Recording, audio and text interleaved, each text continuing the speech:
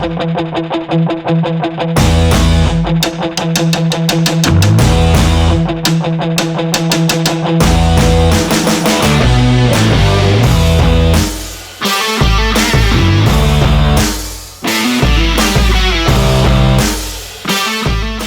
I go anywhere, I do want to say, what do you guys think of Dana Olson, our secretary?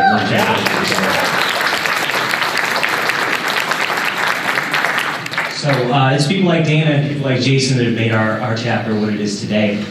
We actually just elected into Peoria Heights village trustee Brandon Weisenberg. And it was a big deal because it was a team effort that we put together. We worked very hard. Dana was critical. We about 2 weeks before the petitions were due, we got the signatures in, and then we were guns blazing and we got it done.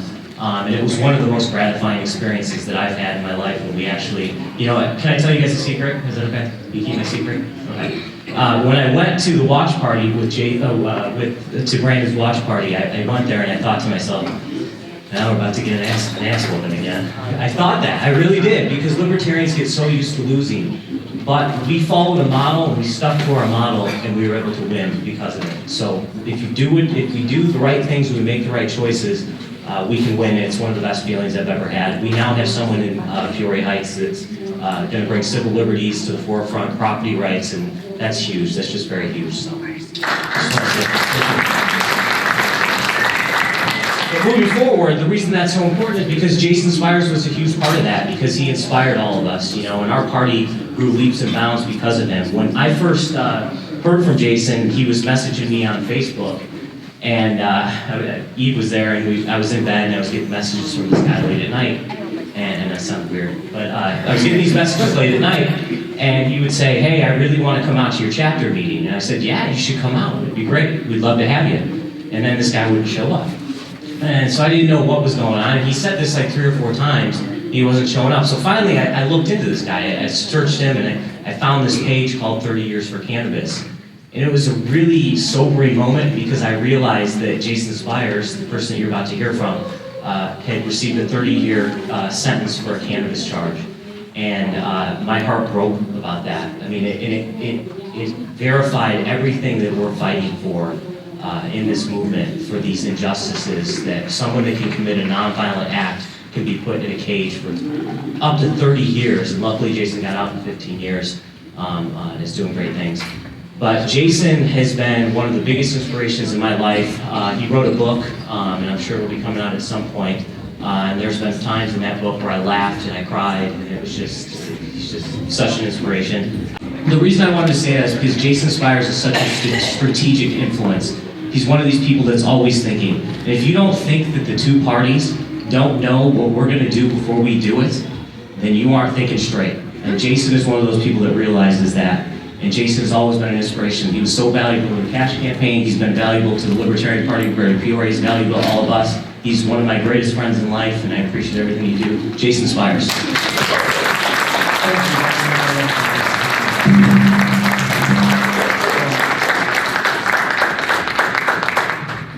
Fortunately, we had technical difficulties, but I always planned for this. So we're going to have a slideshow without you guys seeing the slides. It'll be interesting. So, let me start my slideshow, and here we go. So, I was originally going to give this speech, and I was going to say, let's talk. And I presented a promo, because I was trying to build a little bit of hype. Because I want to get my friends at the Illinois Policy Institute to cover this. Because last year, I got chewed out by a media reporter for not letting them know about our convention. So we're starting to get more popular as time goes. Okay? So, but before we do that, I want to talk about something that happened with Cash Campaign. During the Cash Campaign, I was fortunate enough to have people like Brian Lambert, Steve Dutner, Sanj Mohib, Amanda Parsons, who all believe in me and want to see good things for me. And I'm very grateful for everything that this party has done for me. So during the campaign, Brian Lambert wanted to try and get me in a room with Bruce Rauner. Because he was like, if Bruce Rauner meets you and he sees how you act, and how you carry yourself professionally. Not saying you do anything improper, but it might weigh in when he's thinking about rather to get rid of your $268,000 in fines. So Sanj Mohip, Brian Lambrick, all of us, we always tried, Cash even tried, to get me in a room with Bruce Rauner. And every time, it didn't work. We got met with an aide, we got met with something else. The one opportunity we did have was when Cash got into the debates. We knew Rauner would be there. But while they were willing to give me a seat to be in the room to try and meet Rauner, I was like, no, there's more important things we need to do with those seats. So I was not in the room when the debate happened. But on October 22nd, on my birthday, on a whim, I put a post on my Facebook page. Because my life was great. People were asking me, what do you want for your birthday? And my life was absolutely great. I was at Stanford University, and it was awesome. And I put a post that just said, what if the only thing I wanted for my birthday was for Governor Rauner to answer my pardon? Not necessarily grant it, but just answer it. Say yes or say no. And the response I got from that was Paul Durr, that man right there. He was like, well, hell, if that's all you want, I want to see Rauner tomorrow. And the next thing I know, I got a post, and I got a lovely slide of him right here. Here's Paul Durr handing Governor Rauner a letter about me. Look at that. Ain't that awesome? So, and I firmly believe in making things right. And Paul Durr did something for me and gave me the best gift I could possibly think of. And so now I want to do something for Paul Durr. So I recently started up the Stanford Libertarians, and I'm the president of the Stanford Libertarians.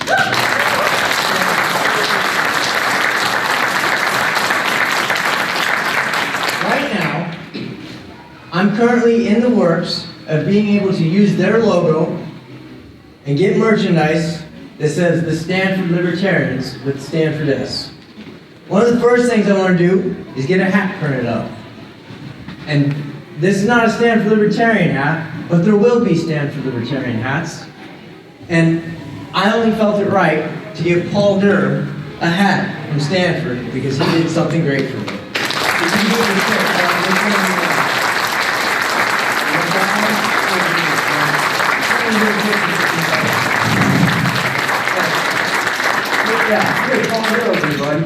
And I've been told that when you're in politics, get over here, never be the shortest guy in the picture.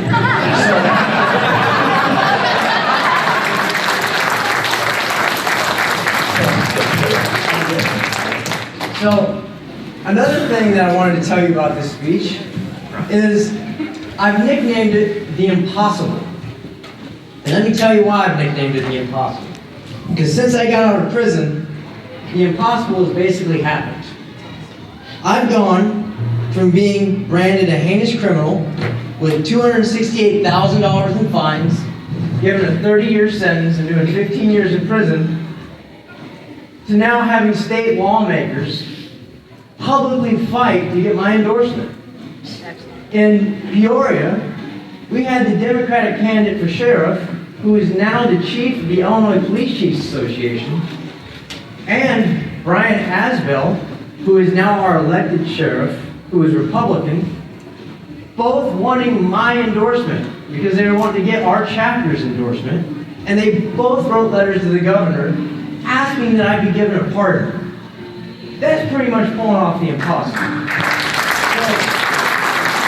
then, Fox was nice enough to invite me up to the Fox Valley chapter, and I gave a speech there.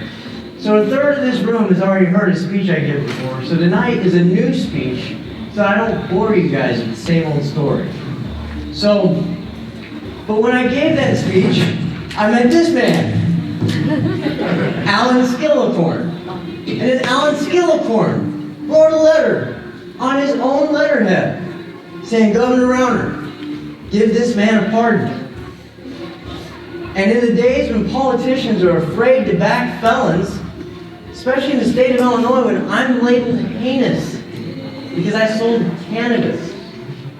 I now had the leader of the Police Chiefs Association, the sheriff of my county, and an elected lawmaker representative saying, give this guy a pardon. That's pretty much impossible.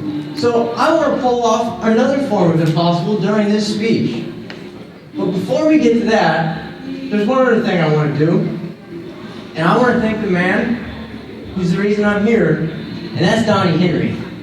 So, Donnie Henry kind of told you guys that when I was trying to get involved, the first thing I did when I got out to the Workley Center is I registered for the Illinois Libertarian Party. It was in 2016. I can remember right away.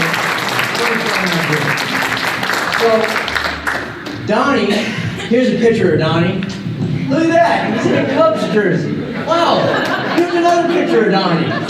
He's in a Cubs jersey. Hey, here's another picture of Donnie. He's in a Cubs jersey. And this is the picture his lover Eve gave me. Thank you, Eve, that was such a nice picture you provided. So, sorry Paul, but I'm giving Donnie the nicer hat. This is the fitted hat. And so this is for you, Donnie. Please put on the hat. I'm going to put you in here. I have to smile. Donnie makes me smile too much. So, thank you for putting up with all my gratuitous thanks to everyone who's helped me out. And there are so many people in this room that I would like to thank for all the various things that if I did it for everyone, we would all really be late to the night's dinner. So, I'm not going to do that. So, moving on, it's time to get to my story. So, all you guys know that I went to prison for cannabis. All you guys pretty much know that I got a 30-year sentence for it.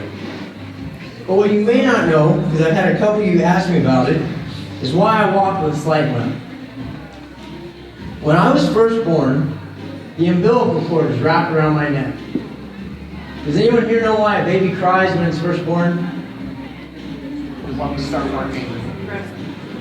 It's crying because it's scared, because it's never breathed oxygen.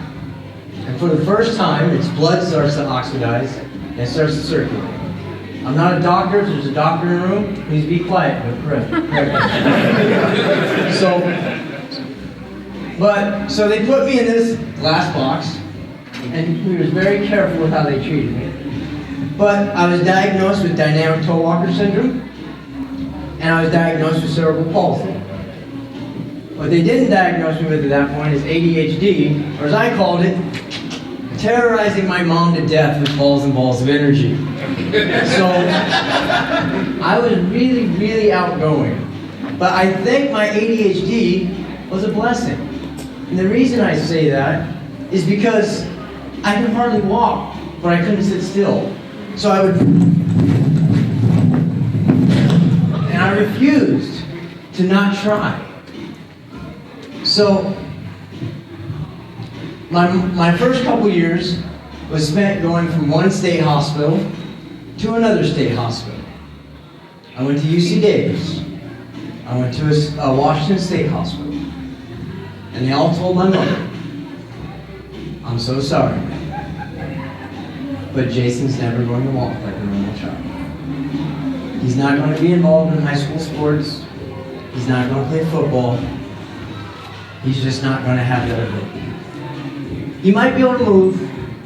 He might be able to be somewhat mobile. But he's not going to walk like a normal child. And then we went to another hospital. It was the Stanford Children's Hospital. And they said, we don't believe that's impossible. And they came up with these braces. I had to wear these big braces. And I wish I could show you the slides, because who here has seen Forrest Gump? I'm sure everybody has. Remember the bars that they put on his legs? He had these bars going down his legs, and there's this miraculous scene where he broke all these bars off. Well, I didn't do it as good as he did, and there was no one behind me yelling, "Run, Jason, run!" There were people doing that when the cops arrested me, but But I bent those bars up, just like Forrest Gump did. And then, after I bent those bars up, there was another hospital that said, you know what, we think we can do one better. And that was the Shriners Children's Hospital. And I got nominated, and I got accepted. And I had surgery. And after my surgery, it was about a 6-week recovery, and I could walk without falling into things. I still do it today, but that's because I'm a klutz. But it wasn't due to not being able to walk. So, how is this all relevant to a libertarian convention? Well, it's definitely relevant to a libertarian convention. Because I was given a lot of those blessings, but I was still a stupid high school kid. My mom was a meth addict, my dad was a crack addict, and I'm not making any excuses because I still made my own decisions. I made poor decisions and I ended up selling drugs. And I got caught and went to prison, we all know this. But I remember when I was sitting in the courtroom, they gave me a 30-year sentence and $208,000 in fines before they turned it into debt collection. What I didn't remember was when the judge said something about a Class X sentencing.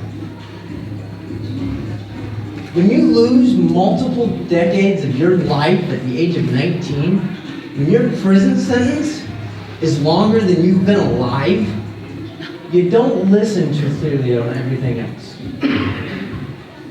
So he said Class X sentencing. So I get into prison.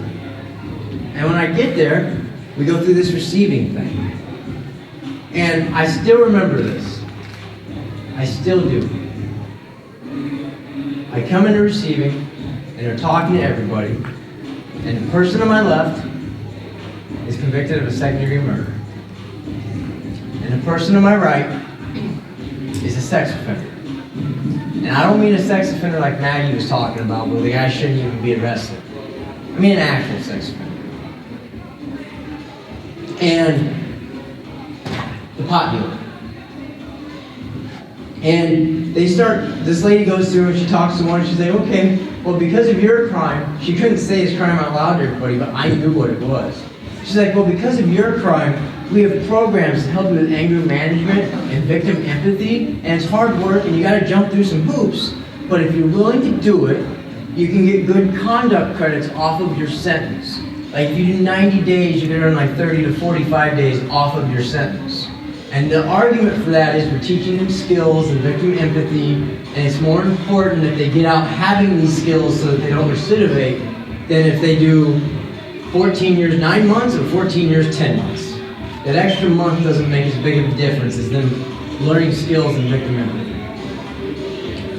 And then she goes to the other guy on my right, she's like, oh, well, because of your crime, we have, she said the secret words, but it's basically sex offender therapy, where we can help you with your issues and this and that. And if you do the hard work, you know, you can get some good time credits. But then she skipped over me. So when it was over, I walked up to her and was like, hey, what can I do? And she's like, she had her files, and she's like, okay, this is awkward. You can't really do nothing. I'm like, what do you mean? There's a drug rehabilitation program, can I do that? She's like, oh, you can do it, but you can't get the good time for it. I'm like, why? She's like, well, it gets worse than that. You probably couldn't even do it if you wanted to. I'm like, why is that? She said, because we prioritize it to those who can get the good time. So the people who can't get good time don't take up those spots, and we can get people in there to help save us money. So I was like, why? And she said, well, you have a Class X. I'm like, well, what's that mean? All I did was sell pot. And she's like, well, the thing is a Class X means you're X'd out of society. In the eyes of Illinois law, you are not legally rehabilitatable. So there's no reason to put you in any kind of rehabilitative program, because legally, you cannot be rehabilitated. And I looked at her. I'm like, but the other guy had her murdered. And she was like, I'm not saying this right. I'm saying this what it is. And I was just like, that's impossible. Does society really believe that a murderer is a less heinous offender than me? Does society really believe that he stands more of a chance at redemption than I do? It was something hard to take. But I found that I had to cope with it, and I had to do the best I could to move forward in life. And you can't get stuck up on every single barrier. You try to fight those barriers, you break them down, but you don't get hung up on them. You move forward. Just like when your presentation slide don't work. You move forward. So, in prison, one of the best things that ever happened was that when I got arrested, my mother sent me the cannabis that I got arrested for. She was my supplier. She got a 90-day jail sentence, 2 years probation. She has a redemptive story just as good, if not better than mine. But she got clean and sober when I got arrested. It was the rude awakening point. And that's what gave my little brothers and sisters a sober and clean mom. It gave them a whole different life than what I had. And my dad got clean and sober. He still remembered telling me that, like, right before I bonded out of jail, he was doing the dishes, and he was just looking forward, and he just started bawling, and more water was coming out of his eyes and out of the faucet. Because it hit him that his son was about to go to prison. And then he said, I wasn't no kind of guidance for him. So, my dad got clean and sober. And so, now I was getting visits, and one of the best things you can get in prison is visits. So it was a Saturday. They said, hey, Spyres, you got a visit. So I get up, I'm like, cool, where's the visiting room? They said, just walk down that way, you'll be good. So I go walking down that way to go to the visiting room. And when I get into the visiting room, I walk in, and here's how it's situated. Walk in on my left, there's rooms to shake you down. You do the SWAT cough, everything like that. Walk in. Don't know what I was hiding. Don't know what I was going to sneak into a prison visiting room, but they make you do it. The guards are just doing their job. So I come out of there, I got shook down, and I go walking, and then I hit this wall, and I look to the left, and I see people's families. And I go walking, because I'm thinking I'm going to go to my business, and they go, whoa, hold on. I'm like, whoa, what's up? They're like, your family's over here. Are you new? I'm like, yeah, I'm new. They're like, okay, no problem. You gotta come over here and you gotta check in for your visit. So I come over here and I say, my name's Jason. They're like, what's your last name? He says, Spyres. I said, oh, I'm sorry, they said, what's your number? Because they didn't care about my name. My number was K99397. So they said, oh, okay, your visit's at table 17. And I looked over and I seen my dad and I seen my 2 grandparents. And I walked over and I hugged them. They asked me how I'm doing, how's it handling transitioning in, because I'd just gotten to prison.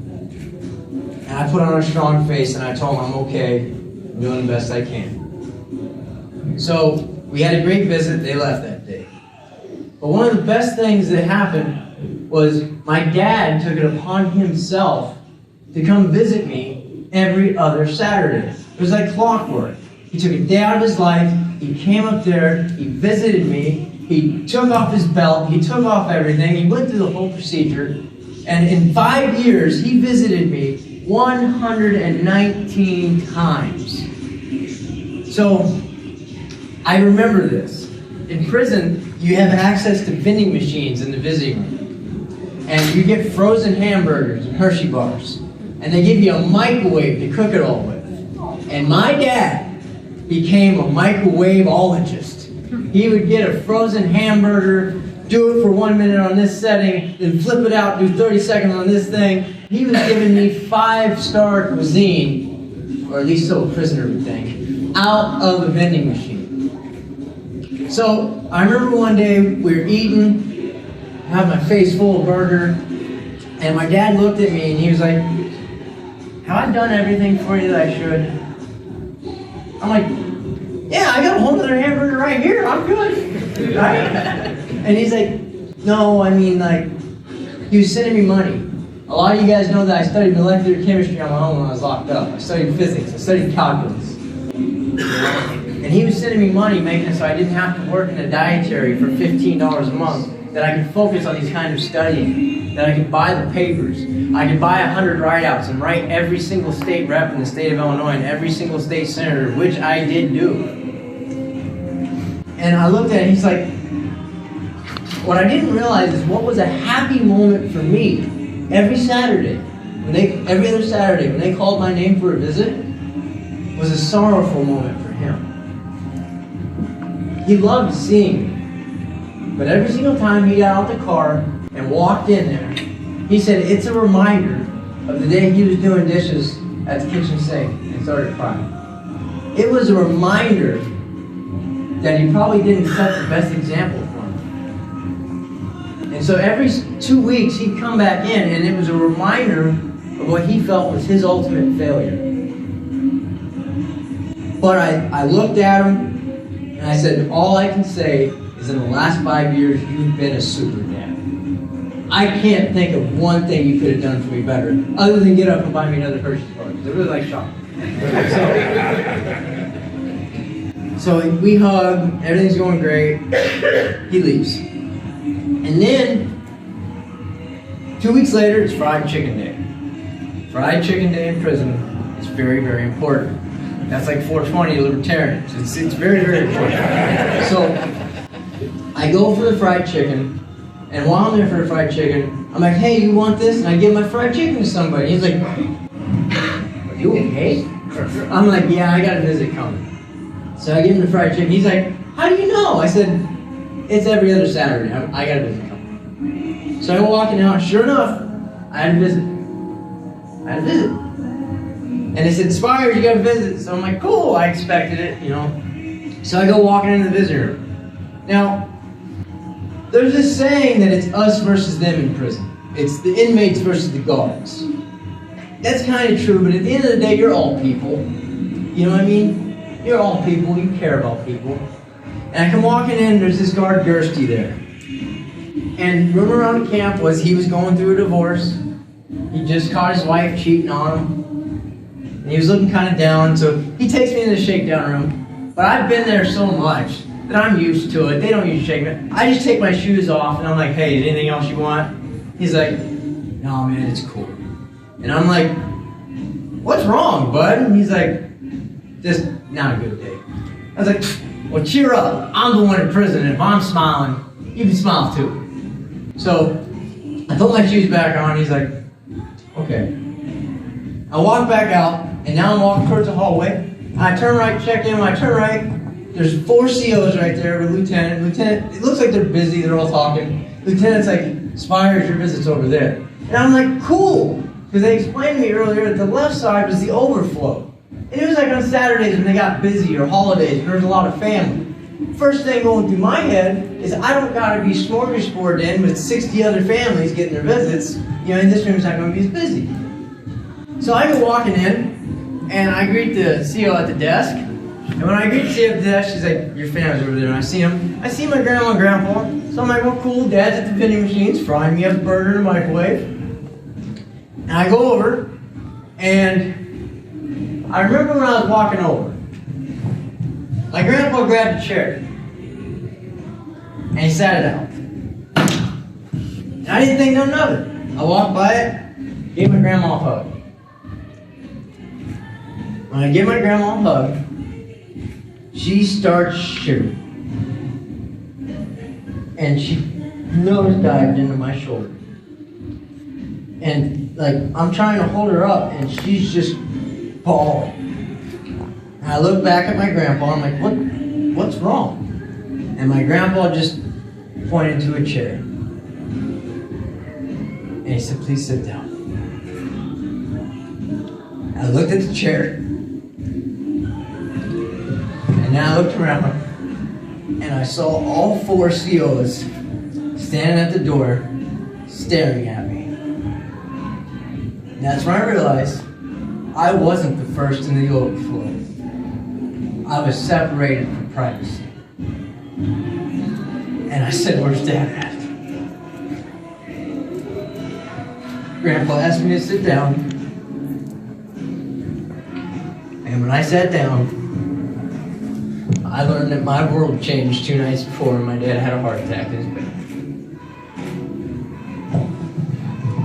My rock, the thing that was my cheerleader, that kept me instilled with the confidence to keep going, was gone.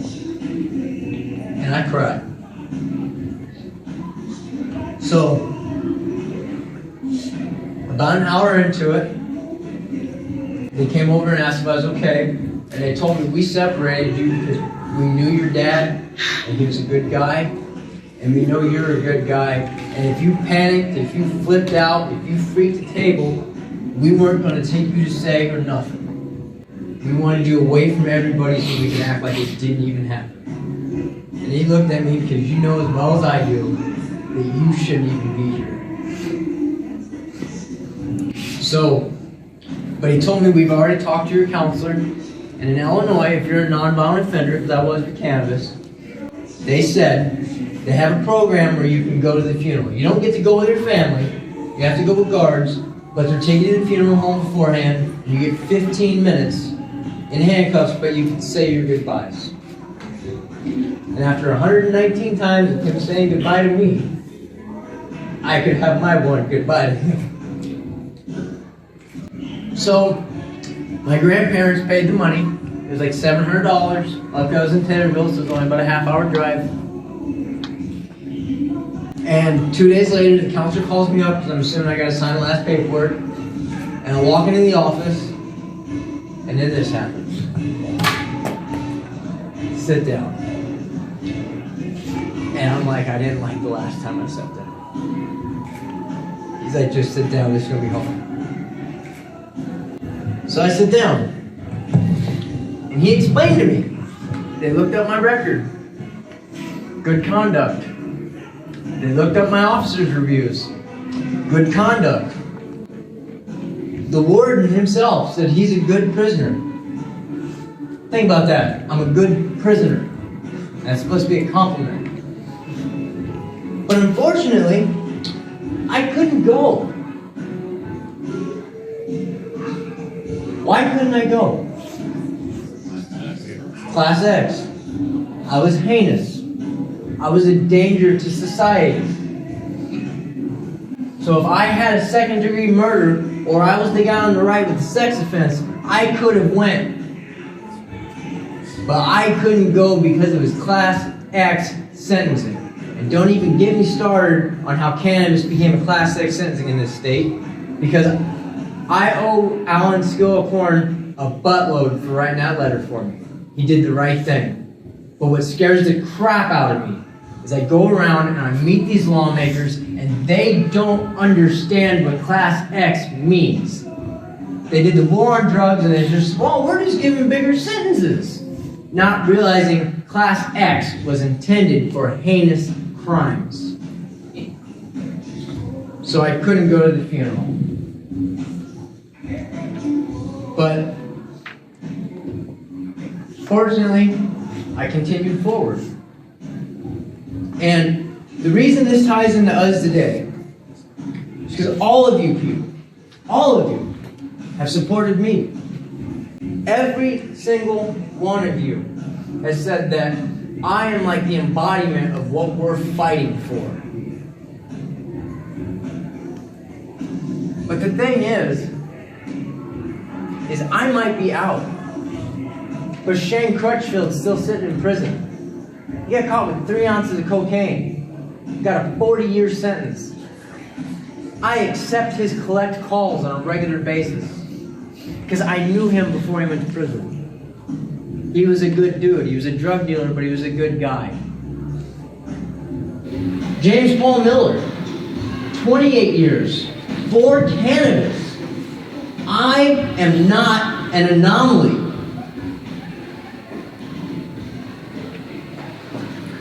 But you know what they do got when they got 40 years? They got us. And here's what I mean by they got us. We fight. And it's hard. I know. There's times when we're doing stuff for the cash campaign.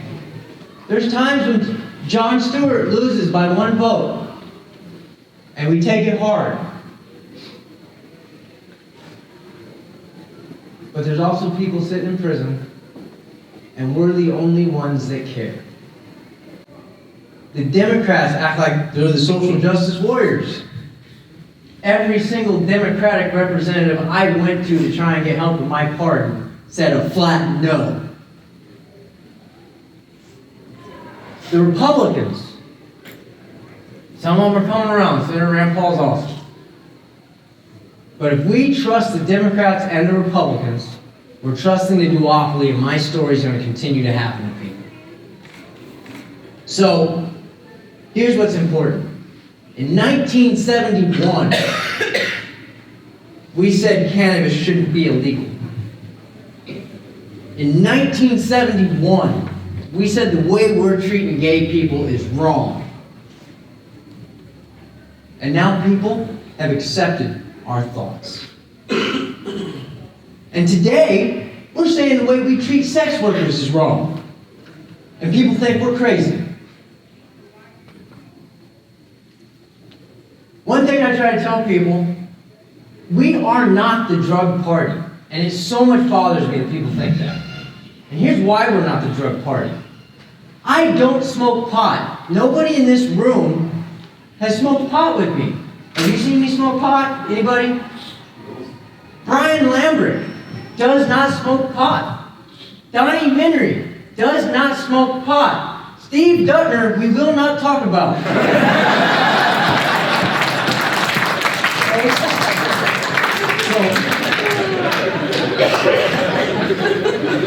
My point is, when we get tired, when we get frustrated, when we have the inter-party fights, we also have people like Justin Tucker who got over 1,600 petition signatures for us.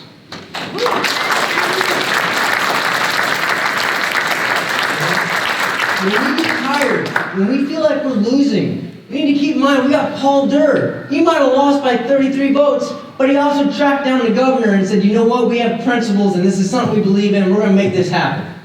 We are the part of making things happen. When she brought up the girl with the cocaine charge with Donald Trump, he might have let her out. But guess what? We've been the party saying she should have never went there to begin with. Yeah. And lawmakers look at me and say, man, I'm real sorry that happened to you. After I've already done all my time, and if there was something I could do about it, man, I'd go back and do it. Can you write a letter and help me get a part? Oh, no. That's the Democrats and the Republicans. Alan Spyres is an outlier. We all know that. So, I want you to remember Shane Crutchfield. I can't show you his face, but he's doing 40 years of cocaine. And I want you to remember James Paul Miller. And now I'm going to tie this story into you and how it matters more to libertarianism. Remember when I told you when I was young, I went to hospitals and they told my mother I wouldn't be able to walk? That was a state hospital. Multiple state hospitals said that. But then a private hospital, Stanford Children's Hospital, said, no, we think we can do better. And then a private charity, Shriners, said, we not only think we can do better, we are going to do better.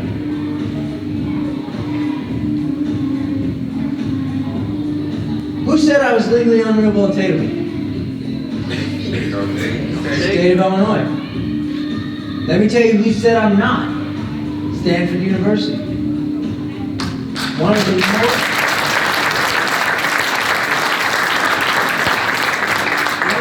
most esteemed institutions. There was over 3,000 people who applied to transfer, 24 got in. And when I got there, the Dean of Admissions, Richard Shaw, told me, Jason Spyres, let me get this straight. He said my full name. He said, Jason Spyres, we don't make mistakes. You're not a fluke. You got here on your own merit because you are full of academic potential, and we admire everything that you've been doing. And we want you to be a part of the Stanford family.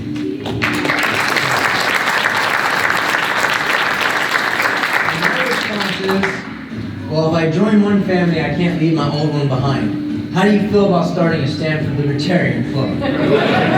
So he was like, well, talk to the other organization about that. But their motto is where the wind of freedom blows. And when I went to talk to them, they were all in. No hoops, no nothing, they were all for it. So, next thing. Guess who said I was a danger? The university one. When I was applying to go to college, never mind that I was working 70 hours a week and got 2 businesses up off the ground and successful. Never mind that I had a 4.0 GPA in engineering core courses while I was doing it with excellent teacher recommendations. Never mind I was the first ever incarcerated student to be admitted to Phi Theta Kappa. The University of Illinois said that I could go there, but I'd have to come on academic and disciplinary probation. I was like, why? I ain't done nothing. I ain't cheated on a test. What? And they said, because I had a felony. So I guess my grades don't matter. My academic standing doesn't matter. And I said, well, can you tell me, he's like, well, there's 3 things we do. We can either A, admit you if you say you have the felony, B, admit you on academic probation, or C, deny you outright. And we've decided that we're going to admit you on academic probation. I was like, okay, can you explain to me who you would have admitted without the academic probation? He's like, oh yeah, let's say you got a DUI. But it was like 3-4 years ago. You made a mistake, you learned your lesson. We're going to let that go behind you, because you're already done with court, everything's good. We give you a chance. But if you've just gotten a DUI and it's only been like a year, we want to make sure that you've straightened up and flying right. And I was like, you see my file? I sold pot 18 years ago. And he was like, well, you're technically still on parole. So, when you get mad, when you get upset, when you want to strangle each other, I'm not asking you to sing Kumbaya and love each other. I'm not.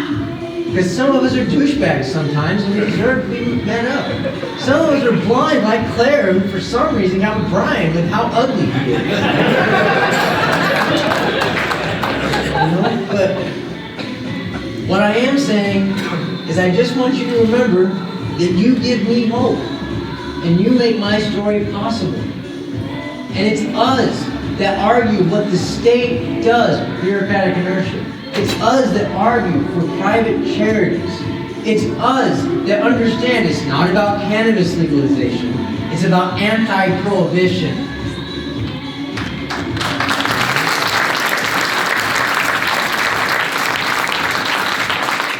So, I told you that I was going to pull off the impossible before I ended this speech. What I didn't tell you is I did it as I was telling it to you. This is a picture of Donnie in a Cubs jersey. This is another picture of Donnie in a Cubs jersey. This is another picture of Donnie in a Cubs jersey. But I walked over and handed him a Cardinals hat and got him to put it on and smile. There's the Cardinals. And it even says Cardinals on the back of the hat. So, what I'm asking for us to do is I want all of our candidates to start learning out how to pull off the impossible. Brandon Weisenberger got elected in Peoria Heights.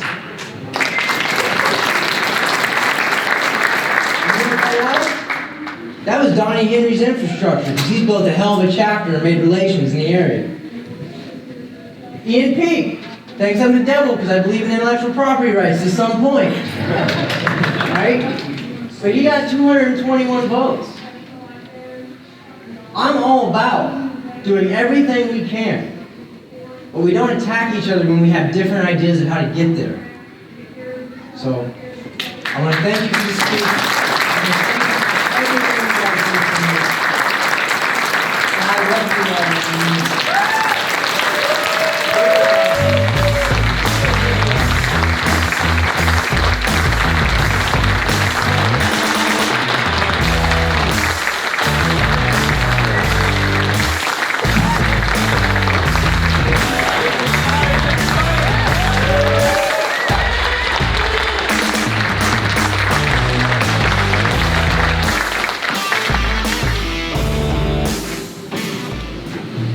That leaves me speechless, really. That is awe-inspiring. We're Last happy to thing. have you part of our family. Last thing. I have 2 more of those hats. I'm going to donate them to the auction. And the reason that I'm littering us with Stanford gear is because Stanford's going to let me litter their campus with libertarian signatures.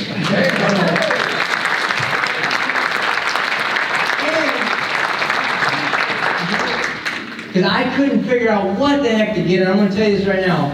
Julie helped get me here, and she's one of the reasons I'm here, so thank her for that. And if you go to the shirt, I will give her the first Stanford Libertarian gear. Maybe we can put it on a wine cup.